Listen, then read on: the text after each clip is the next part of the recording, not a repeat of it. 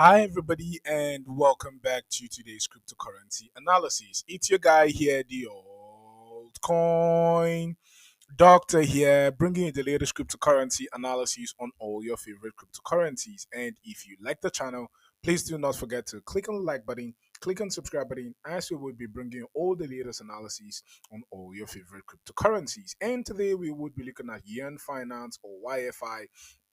As you can see, we are currently ranked at 156 with a market cap of $210 million. We have a 24-hour volume of about 12.81 million. As you can see, we are down just 19.2% even for the month. For the week, we are up about 0.3%, and at the day of recording, we are up down just 2.4%. As you can see, uh, we were expecting a push even to the upside right down here, even for YFI, but as you can see, we got rejected again at this level of the 6,819 level. Not enough buyers in the market, and currently, as you can see, we are pushing to the downside. We should be expecting to see YFI at the 5,158 level, as that is our next psychological level, and that is our next support level, even for YFI, right? Probably we also could see another consolidation, but probably we have more probability of seeing one last push to the downside to the 5,158 dollars level before we see a very huge push to the upside, right?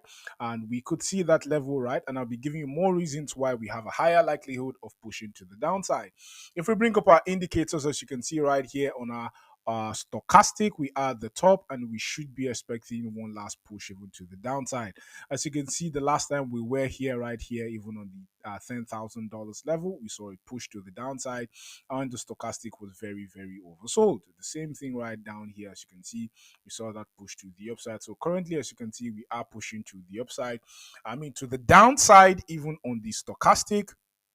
The same thing we are seeing even on the MACD, right? We were expecting more push to the upside, but we weren't able to get more buyers. As you can see, we were actually supposed to push to the upside, but as you can see, we have more sellers than buyers, and so probably we should be expecting one last push to the downside, right? One last push before we see a push to the upside. Even on the, as you can see, the momentum even on the MACD is reducing. Same thing with the RSI strength. As you can see, we are pushing to the downside, so we probably should be expecting one last push to the downside before we see a huge push to the upside. So that's the analysis.